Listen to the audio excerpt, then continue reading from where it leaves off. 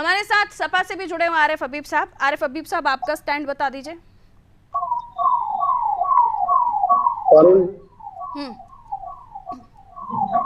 कहिए सर, राजनीति में सुन रही हूँ मैं, कहिए। किसी भी तरह का बयान, हम्म, चाहे वो सदन में हो चाहे सड़क पर हो या सार्वजनिक मंचों पर हो, वो मर्यादा से परे नहीं जाना चाहिए। और राजनीति में धर्म, नस्ल, रंग भेद, इन सब पर कोई टिप्पणी नहीं होनी चाहिए। हम संविधान की शपथ जब लेते हैं तो यही तो लेते हैं कि हम अखंड भारत का निर्माण करेंगे, हम नस्ल और जाति के आधार पर कोई भेद नहीं करेंगे।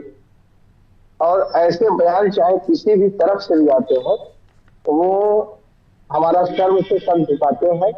मैं ऐसे बयानों की कतई किसी भी तरह से कोई समर्थन नहीं करता हूँ, मैं निंदा नहीं, करता हूँ। आपका आपका समर्थन या लेकिन आपका विरोध नहीं चाहिए लेकिन मुझे, आपकी पार्टी का लेकिन स्टैंड चाहिए। हमारी पार्टी का स्टैंड हमारे राष्ट्रीय अध्यक्ष जी से आप पूछ लीजिएगा, वो क्लियर कर देंगे। आप लोगों को ये नहीं है मेरा परमिशन बोलने की इस बारे में? नहीं, मेरी बात सुने, मेरी बात सुने। आपको इजाजत नहीं दी गई है इस बारे में बोलने की? अरुण जी, आप जवाब तो लीजिए। हम्म, नहीं, जवाब आप तो बच लीजिए। रहे हैं ना, इसलिए मैंने कहा पूछ ही लूं कि पार्टी से परमिशन है भी या नहीं है।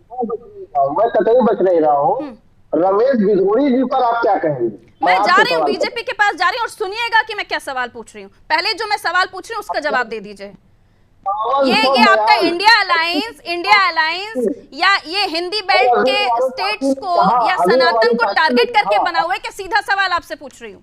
ये आपका इंडिया अलायंस जिसमें डीएमके भी है, जिससे आपकी राजनीतिक मजबूरियां जुड़े रहने की है, ये सनातन और उस जगह को टारगेट करने के लिए बना है जहां पर हिंदी भाषी राज्य के लोग रहते हैं? निश्चित रूप से संविधान में ऐसी कोई व्यवस्था नहीं।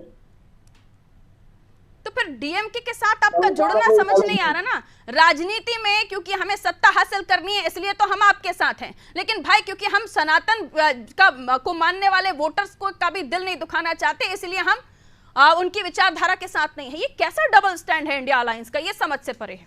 आ रही हूं वापस। नहीं, कोई डबल माइंड नहीं है। ये एकदम क्लियर कट है कि कोई भी व्यक्ति इस तरह के बयानों को कभी भी समर्थन नहीं करेगा। ना दूसरी बात कीजिए, यह है कि राजनीतिक मजबूरियां तो जोड़े सेंसिटिव बैठी हैं आपको।